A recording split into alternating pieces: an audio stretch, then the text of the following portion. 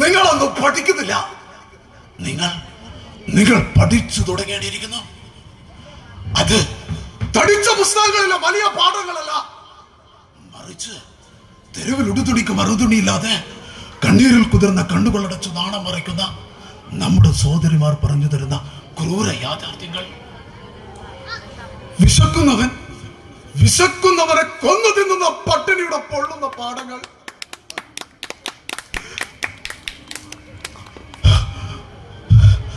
Rubber മുതലാളിമാരുടെ മാധ്യമധർമ്മം.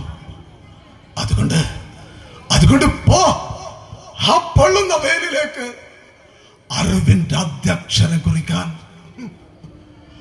അമ്മയുടെ പ്രായം വരുന്ന യുവതിയുടെ പിൻഭാഗം നോക്കി അടിപൊളി പീസ് എന്ന് പറയിക്കുന്ന ഉപഭോഗ സംസ്കാരത്തിന്റെ പാഠങ്ങൾ.